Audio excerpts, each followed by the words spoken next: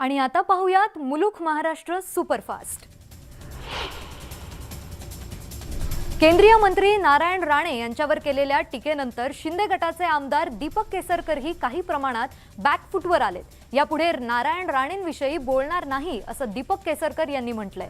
नारायण राणे यांच्याशी झालेला संघर्ष हा भूतकाळ असून त्यांच्या संदर्भात काहीही बोललो तरी संबंध वादाला जोडला जातो असंही केसरकरांनी म्हटलंय। राज्यातील ग्रामपंचायत निवडणुकांचा निकाल लागल्यानंतर एकनाथ शिंदेंनी उद्धव ठाकरे गट असा उल्लेख करत ट्विट केलंय। राज्यातील ग्रामपंचायत निवडणुकीत शिवसेना भाजपा युती सरकारला जनतेचा कौल मिळाल्याचं मुख्यमंत्र्यांनी म्हटलंय। त्यामुळे आता शिंदे गट नाही तर ठाकरे गट म्हणायचं का असा सवाल विचारला जातोय। अजित पवारांनी देवेंद्र फडणवीस आणि एकनाथ शिंदेंवर जोरदार हल्लाबोल केलाय। मंत्रिमंडळ विस्तार ते गेल्या वर्षीच्या राजीनाम्यापर्यंत अजित पवारांनी सरकारवर टीका केली आहे आणि उपमुख्यमंत्री देवेंद्र फडणवीस यांच्या नेतृत्वात नवीन सरकार आलंय। मात्र नवीन सरकार होऊन जवळपास 1.5 महिना होत आला तरी देखील अद्याप मंत्रिमंडळ विस्तार झालेला नाही। यावरून विरोधी पक्षांकडून मुख्यमंत्री व उपमुख्यमंत्र्यांवर निशाणा साधला जातोय। मुख्य सचिवांकडे राज्याचा कारभार सोपवा आणि तुम्ही दोघेही घरी बसा अशा शब्दात अजित पवार यांनी मंत्रिमंडळ विस्ताराला होत असलेल्या विलंबाबाबत नाराजी व्यक्त केली आहे। महाराष्ट्रातील सरकार दिल्लीहून चालवलं जातंय। दिल्लीच्या आदेशाशिवाय शिंदे आणि फडणवीस कोणताच निर्णय घेऊ शकत नाही अशा शब्दात त्यांनी टीका केली आहे। आता लवकर करू बोलणं थांबवा असा टोलाही त्यांनी लगावलाय। पक्षाच्या कार्यानिमित्त राष्ट्रवादी नेते अजित पवार पुणे दौऱ्यावर होते। यावेळी त्यांनी नुसतं संपर्क कार्यालय थाटू नका तर लोकांना भेटा आणि त्यांची कामही मार्गी लावा असे खडे बोल कार्यकर्त्यांना सुनावलेत। उद्या जर कोर्टाचा निकाल आला तर हे सरकारही जाऊ शकतं असं भाकीत अजित पवारांनी केलंय। अजित पवारांच्या टीकेवर भाजप नेते प्रवीण दरेकरांनी प्रत्युत्तर दिलंय। शिंदे फडणवीस सरकार सक्षम आहे, विरोधकांनी आमची चिंता करू नये, टीका करण्यापेक्षा जनतेची कामं करा असं प्रवीण दरेकर म्हणाले। तर 2.5 वर्षात अजित पवारांनी जनतेची जितकी कामं केली नसतील तितकी आम्ही एका महिन्यात केल्याचा टोलाही दरेकर यांनी लगावलाय। भाजप नेते चंद्रशेखर बावनकुळेंनी मोठं वक्तव्य केलंय। मागील मविया सरकारचे घोटाळे तपासण्यात येणार असल्याचं त्यांनी म्हटलंय। 2.5 वर्षात त्यांनी काय केलं याची चौकशी केली जाणार आहे। घोटाळे समोर आले तर कारवाई होईल असं बावनकुळे म्हणाले। जळगावात केंद्र सरकारच्या विरोधात काँग्रेसकडून जेल भरो आंदोलन करण्यात आलं। केंद्राच्या चुकीच्या धोरणामुळे देशात महागाई वाढत असल्याची टीका यावेळी आंदोलकांनी केली। यावेळी तहसीलदारांना निवेदन देऊन पोलिसांनी आंदोलकांविरोधात कारवाई केली आहे। दिवसेंदिवस वाढत चाललेल्या महागाईला केंद्र सरकार जबाबदार असल्याचा आरोप करत जळगाव काँग्रेस कमिटीच्या वतीनं आज जिल्हाधिकारी कार्यालयासमोर आंदोलन करण्यात आलं। यावेळी केंद्र सरकार विरोधात जोरदार घोषणाबाजीही देण्यात आल्या। शिवसेना कणकवली तालुका कार्यकारिणीत काही बदल करून नूतन कार्यकारिणीची निवड करण्यात आली आहे। वैभव नाईक यांनी यावेळी कणकवली शिवसेना शहर प्रमुख पदावर उमेश वाळकेंची निवड करण्यात आली आहे। यावेळी मोठ्या प्रमाणात शिवसैनिक उपस्थित होते। सिंधुदुर्गात केसरकर राणे वाद चांगलाच रंगलाय। दीपक केसरकरांना आवरा। माजी आमदार आणि भाजपचे जिल्हाध्यक्ष राजन तेली यांनी एकनाथ शिंदे आणि फडणवीस यांच्याकडे विनंती केली आहे। महाराष्ट्र सरकारबद्दल चांगलं वातावरण असताना केसरकर हे वातावरण दुसरीकडे घेऊन जात आहेत, त्यामुळे त्यांना थांबवण्याची गरज आहे। केसरकरांना समज द्यावी अशी मागणी तेलींनी केली आहे। सिंधुदुर्गातील बाळा गावडे यांच्या समर्थकांनी शिवसेना पक्षात प्रवेश केलाय। यावेळी त्यांना शिवबंधन बांधून त्यांचं पक्षात स्वागत करण्यात आलंय। दरम्यान सिंधुदुर्गाची जनता ही शिवसेनेच्या पाठीशी खंबीर असल्याचं आमदार वैभव नाईक यांनी संबोधित करत विरोधकांवर टीका केली आहे। बंडखोर आमदार प्रदीप जैस्वाल यांची औरंगाबाद शिवसेना महानगर प्रमुख पदावरून उचलबांगडी करण्यात आली आहे। प्रदीप जैस्वाल यांच्या जागी किशनचंद तनवाणी यांची नवे महानगर प्रमुख म्हणून नियुक्ती करण्यात आली आहे। प्रदीप जैस्वाल हे मागील 7 वर्षांपासून शिवसेनेचे महानगर प्रमुख म्हणून काम करत होते। सामनातून एकनाथ शिंदेंवर घणाघाती टीका करण्यात आली आहे। गेल्या 2 महिन्यांपासून महाराष्ट्राची राजकीय प्रकृती बिघडलीच होती। मुख्यमंत्री शिंदेही आजारी पडल्याचे वृत्त अलिबाबा आणि 40 चोरांसाठी चिंताजनक आहे। पण सर्वोच्च न्यायालयात सध्या ज्या घडामोडी सुरू आहेत त्यामुळे अनेकांना विविध व्याधींनी ग्रासलंय। आऊट घटकेच्या सरकारसाठी स्ट्रेचर आणि ॲम्ब्युलन्स तयार ठेवायला हवी असं अग्रलेखातून म्हटलंय। काँग्रेस नेते असलम शेख यांना महाराष्ट्र पर्यावरण मंत्रालयानं नोटीस बजावली आहे। असलम शेख यांनी मड मार्बेमध्ये 1000 कोटींचा स्टुडिओ घोटाळा केल्याचा आरोप भाजप नेते किरीट सोमय्या यांनी केलाय। मुंबई जिल्हाधिकारी आणि महानगरपालिकेला कठोर कारवाई करण्यास सांगितल्याचं किरीट सोमय्यांनी ट्विट केलंय। महाराष्ट्र गट क सेवा मुख्य परीक्षा 2021 संयुक्त पेपर 1 करिता परीक्षेच्या विविध उपकेंद्राच्या ठिकाणी आयोगाच्या दक्षता पथकाने संशयित उमेदवारांची तपासणी केली। त्यामध्ये पुणे जिल्हा केंद्रावरील नऱ्हे येथील उपकेंद्रावर एका उमेदवाराकडे गैरप्रकाराच्या उद्देशाने लपवलेले साहित्य सापडलं। सदर उमेदवारावर आयोगाच्या कार्यालयाकडून कायदेशीर कारवाई करण्यात येते आहे। महाराष्ट्र चेंबर ऑफ कॉमर्सच्या वतीनं थेट अमेरिकेमध्ये व्यापार परिषदेचं आयोजन करण्यात आलंय। 11 ऑगस्ट ते 14 ऑगस्ट अशी 3 दिवस व्यापार परिषद होणार आहे। यासाठी महाराष्ट्रातून 50 उद्योगांचे शिष्टमंडळ अमेरिकेला रवाना होणार आहे। राज्यात जास्तीत जास्त रोजगार निर्मिती व्हावी यासाठी महाराष्ट्र चेंबर ऑफ कॉमर्स यांचा प्रयत्न सुरू आहे। खानवली जिल्हा परिषद शाळेची अत्यंत दयनीय अवस्था झाली आहे। त्यामुळे एखादी मोठी दुर्घटना घडण्याची शक्यता नाकारता येत नाहीये। अनेकदा निवेदन देऊन सुद्धा याकडे प्रशासनाचं दुर्लक्ष होतंय। यावेळी प्रशासनाने याकडे लक्ष घालून शाळा सुस्थितीत करावी अशी मागणी संतप्त पालक वर्गातून होतीये। हिंगोलीच्या सेनगाव तालुक्यातील वजर खुर्द परिसरात वीज पुरवठा खंडित झालाय। मुसळधार पावसामुळे विजेचे खांब कोसळल्यानं 5 गावातील वीज आठवडाभरापासून गायब आहे। त्यामुळे विजेचे खांब पुन्हा उभे करून लवकरात लवकर वीज पुरवठा सुरळीत करण्याची मागणी केली जाते। भुसावळमध्ये अतिक्रमण करणाऱ्यांविरोधात धडक मोहीम राबवण्यात आली आहे। बाजारपेठांमध्ये व्यावसायिकांकडून अतिक्रमण केलं जातं। यामुळे रहदारीला अडथळा निर्माण होऊन वाद उद्भवतात।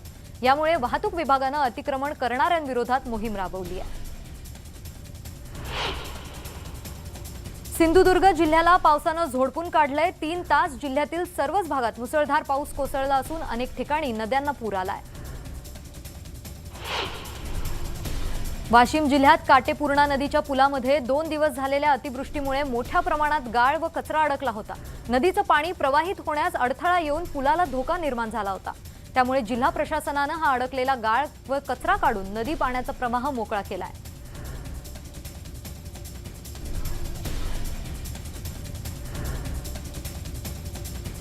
दिंडोरी तालुक्यात तुफान पाऊस झाला असून बाबापूर, संगमनेर, मळाणे या गावांना मुसळधार पावसाने अक्षरशः झोडपून काढलंय। या पावसामुळे नदी, नाले, ओढ्यांना पूर येऊन शेतात पाणी शिरल्यानं पिके वाहून गेली आहे। त्यामुळे शेतकऱ्यांचं मोठं नुकसान झालंय।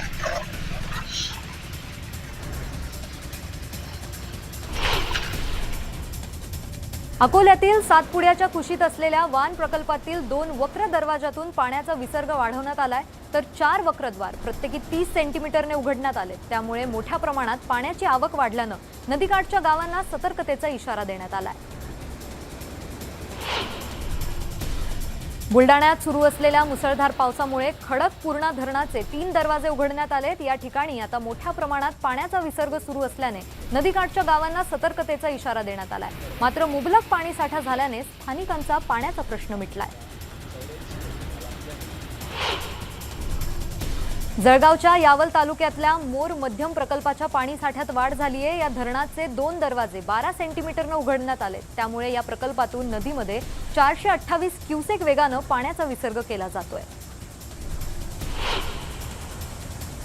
अकोल्यातील पातूर तालुक्यातील चोंडी निर्गुणा प्रकल्पात 100% जलसाठा झालाय। यामुळे आता सुमारे 3 सेंटीमीटरने सांडवा सुरू झालाय। त्यामुळे आता बाबुळगाव आणि आलेगाव परिसरातील शेतकऱ्यांना रब्बी पीक सिंचनाची सोय झाल्यानं शेतकऱ्यांमध्ये आनंदाचं वातावरण निर्माण झालंय।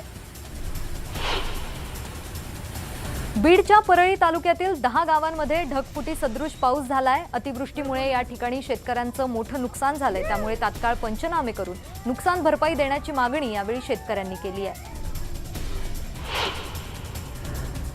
सिंधुदुर्ग जिल्ह्यात रात्रभर मुसळधार पाऊस कोसळत असल्याने गड नदीला पूर आलाय। गड नदीने धोक्याची पातळी ओलांडली असून अनेक भागात पुराचं पाणी शिरलंय, तर कणकवली आचरा मार्गावर पाणी आल्याने हा मार्ग बंद झालाय। सिंधुदुर्ग जिल्ह्याला पावसानं झोडपून काढलंय। मुसळधार पावसामुळे माणगावातील आंबेरी पूल पाण्याखाली गेलाय। यामुळे कुडाळ तालुक्यातील तब्बल 26 गावांचा सिंधुदुर्ग जिल्ह्याशी संपर्क तुटलाय, तर आंबेरी पुलावर पाणी साचल्यानं इथली वाहतूक ठप्प झाली आहे। रत्नागिरीत मुसळधार पावसामुळे सखल भागात पाणी साचलंय, त्यामुळे जनजीवन विस्कळीत झालंय। तर मुसळधार पावसामुळे जिल्ह्यातील नद्यांच्या पाणी पातळीत वाढ होऊ लागली आहे। येत्या 8 ऑगस्ट पासून जिल्ह्यात मुसळधार पावसाचा इशारा हवामान विभागाकडून वर्तवण्यात आलाय। ऐन पावसाळ्यात नांदेड महापालिकेनं रस्त्याची कामं सुरू केली आहेत। शहरातील अनेक रस्ते खोदून ठेवण्यात आलेत। रस्त्याची कामं संथ गतीने सुरू असल्याने प्रमुख रस्त्यावरची वाहतूक बंद आहे, त्यामुळे पर्यायी रस्त्यावर वाहनांची वर्दळ वाढली आहे। परिणामी वारंवार वाहतुकीची कोंडी होतीये, त्यामुळे रस्त्याची कामं तातडीने पूर्ण करण्याची नागरिकांनी मागणी केली आहे। खराब रस्त्यांमुळे बीडमधील टाकरवण आठवडी बाजारात येणाऱ्या नागरिकांना तारेवरची कसरत करावी लागतेय। रस्त्यावर मोठ्या प्रमाणात खड्ड्यांचं साम्राज्य असल्याने पावसाचं पाणी खड्ड्यांमध्ये साचलं, त्यामुळे रस्ता दुरुस्त करण्याची मागणी ग्रामस्थांकडून करण्यात येतेय। नांदेडमधील देगलूर बस स्थानक परिसरातील रस्त्यावर खड्डे झाल्यानं नागरिकांचे मोठे हाल होत आहेत, त्यामुळे बस स्थानक परिसरातील रस्त्याला तलावाचं स्वरूप प्राप्त झालंय। त्यामुळे प्रवाशांकडून आता खड्डे बुजवून परिसर स्वच्छ करण्याची मागणी करण्यात येतेय। पेण तालुक्यातील खारेपाड भागातील कान्होबा गावकरी एकत्रित येऊन पूर्वजांपासून चालत आलेली प्रथा अबाधित ठेवत तसेच गावातील एकोपा राहावा या उद्देशानं सामूहिक शेती करत असल्याचं पाहायला मिळतंय। टाळ आणि ढोल वाजवत तसेच गाणी गात यावेळी शेतकऱ्यांनी आनंद व्यक्त करत शेती करताना आपल्याला पाहायला मिळतंय। रत्नागिरीत क्रेडाईतर्फे चिपळूणच्या आपत्तीमध्ये वापरासाठी रेस्क्यू बोटचं लोकार्पण करण्यात आलं। 2021च्या महापुरात क्रेडाई महाराष्ट्राच्या वतीने चिपळूणकरांना रेस्क्यू बोट देण्याचं वचन देण्यात आलं होतं। त्या पार्श्वभूमीवर या रेस्क्यू बोटचं लोकार्पण करण्यात आलंय। गेल्या 3 ते 4 वर्षांपासून शिवाजीनगर उड्डाणपुलाचं काम सुरू असल्यानं शिवाजीनगर परिसरासह इतर भागातील नागरिकांना मोठा मनस्ताप सहन करावा लागत होता। अखेर हा रेल्वे उड्डाणपूल वाहतुकीसाठी खुला करण्यात आलाय। सामाजिक कार्यकर्ते, काही शिवसैनिक आणि स्थानिक नागरिकांनी स्वतः पुढाकार घेत हा रेल्वेचा उड्डाणपूल वाहतुकीसाठी खुला केलाय। अकोल्यातील गांधीग्रामहून वाहणाऱ्या पूर्णा नदीपात्रात काल 25 वर्षीय युवक संध्याकाळी वाहून गेल्याची घटना घडली होती। कालपासून या ठिकाणी नैसर्गिक आपत्ती व्यवस्थापन विभागाने नदीपात्रात शोध मोहीम सुरू केली आहे। अजूनही युवकाचा शोध न लागल्याने आपत्ती व्यवस्थापक विभागाकडून शोध सुरू आहे। औरंगाबादच्या बाजार सावंगी येथे पुरात वाहून गेलेल्या तरुणाचा मृतदेह आढळलाय। जोरदार पावसानं बाजार सावंगी येथे दांड नदीला पूर आला। या पुरात तरुण वाहून गेल्याचा व्हिडिओ समोर आलाय।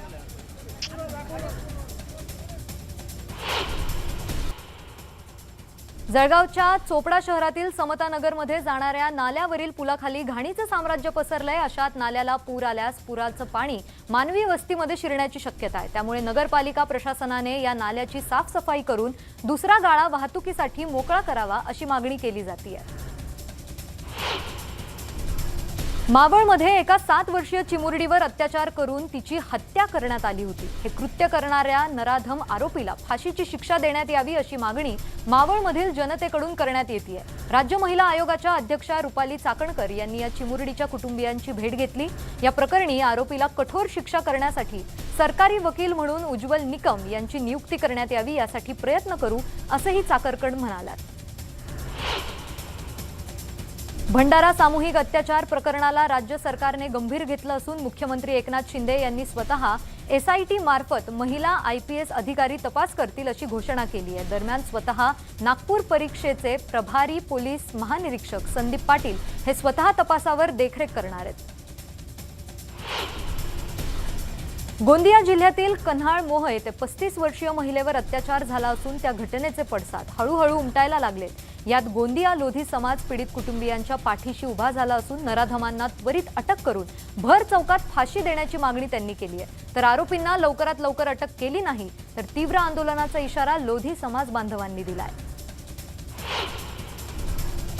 उमेश कोल्हे हत्या प्रकरणी NIA पथकाकडून तपास सुरू आहे। यासाठी NIAचं पथक अमरावतीमध्ये तळ ठोकून आहे। आरोपींना ज्यांनी सहकार्य केलं त्यांची चौकशी केली जाते। अमरावतीत उमेश कोल्हे यांची हत्या केल्यानंतर आरोपींनी अमरावतीतल्या एका हॉटेलमध्ये बिर्याणी पार्टी केल्याची कबुली मौलवी मुसीफ अहमद आणि अब्दुल अरबाज या आरोपींनी विशेष न्यायालयात दिली आहे। वाशिमच्या मानोरा तालुक्यातील कोंडोली गावचे माजी सैनिक रतन खडसे हे गावात येत असताना गुरुवारी रात्री अरुणावती नदीच्या पुरात पुलावरून वाहून गेले होते। त्यांचा ग्रामस्थांनी शोध घेतला, मात्र त्यांचा मृतदेह सापडला नाही। आज कारखेडा शिवारातील अरुणावती नदीच्या पुलाखाली त्यांचा मृतदेह सापडल्याची माहिती पोलीस पाटील यांनी दिली आहे।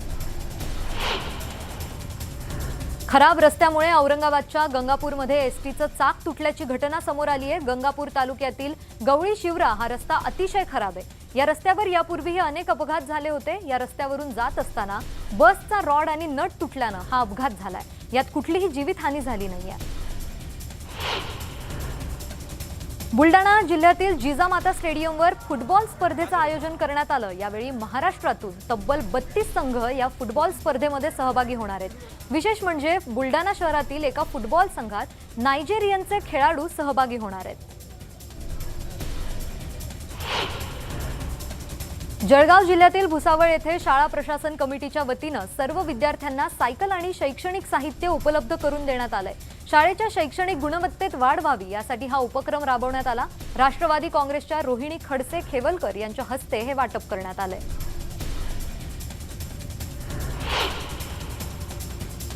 धुळ्यात मतदान कार्ड आधार कार्डला जोडण्याची मोहीम हाती घेण्यात आली आहे। या मोहिमेअंतर्गत आतापर्यंत 1 ते 2,000 मतदार आपलं आधार कार्ड मतदान कार्डला जोडून घेतात। या प्रक्रियेमुळे मतदार यादीत सुस्पष्टता येणार आहे। चाळीसगाव तालुक्यातील मुनखेडा बुद्रुक गावांसह शिवारात गेल्या 15 दिवसांपासून बिबट्याने धुमाकूळ घातलाय। तर या बिबट्यानं 3 जनावरांचा फडशा पाडलाय। वन विभागानं नागरिकांना सतर्क राहण्याचा इशारा देत पिंजरा लावून बिबट्याला जेरबंद केलंय।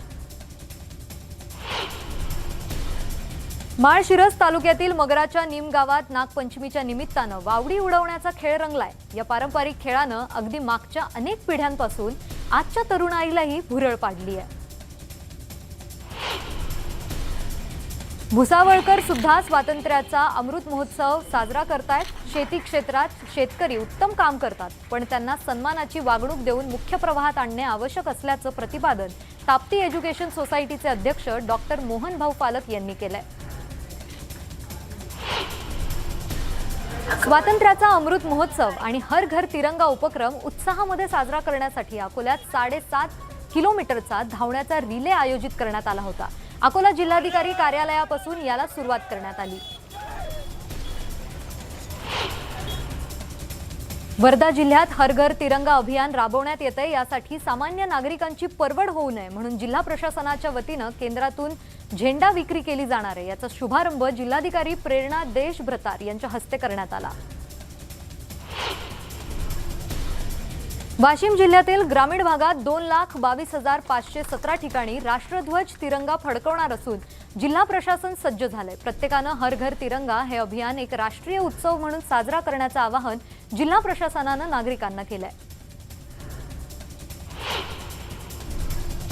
रक्षाबंधन जवळ येत असल्यानं विविध प्रकारच्या राख्यांनी बाजारपेठा फुलून गेल्यात। धुळ्यात सोनं, चांदी आणि धातूपासून बनवलेल्या विविध प्रकारच्या राख्या देखील बाजारात विक्रीसाठी दाखल झाल्या। राखी पौर्णिमेनिमित्त चंद्रपुरात महिला बचत गटाच्या माध्यमातून शेकडो महिला बांबूंचा वापर करून आकर्षक इको फ्रेंडली राखी तयार करतात। गेल्या काही महिन्यात या बचत गटांना लाखो रुपयांच्या राख्या तयार करण्याच्या ऑर्डर्स मिळाल्या। सणाच्या आधी अशा राख्या तयार करून विक्रेत्यांकडे पोहोचवण्यासाठी महिला बचत गट आणि प्रशिक्षणार्थ्यांची लगबग सुरू आहे। विटामधील क्रांतिसिंह नाना पाटील लोक विद्यापीठाच्या वतीने दिला जाणारा क्रांतिसिंह नाना पाटील सामाजिक पुरस्कार यावर्षी कॉम्रेड वृंदा करात यांना प्रदान करण्यात आलाय। डॉक्टर तारा भवाळकर यांच्या अध्यक्षतेखाली प्राचार्य विश्वास सायनाकर यांच्या हस्ते हा पुरस्कार देण्यात आला। गौरी गणपतीचे आगमन अवघ्या काही दिवसांवर आल्यामुळे मूर्तिकारांची लगबग सुरू आहे। कोरोना महामारीच्या पार्श्वभूमीवर पहिल्यांदाच गौरी गणपती मोठ्या उत्साहात आणि थाटामाटात साजरा होणार आहे। बीड जिल्ह्यातील गौरी गणेश मूर्तीच्या कारखान्यात मूर्तीवर अखेरचा हात फिरवण्याचं काम सध्या सुरू आहे। मुलुक महाराष्ट्राच्या बातम्यांमध्ये आपण इथेच थांबतोय। राज्य आणि देशभरातील विविध ताज्या घडामोडींसाठी तुम्ही पाहत रहा न्यूज 18 लोकमत।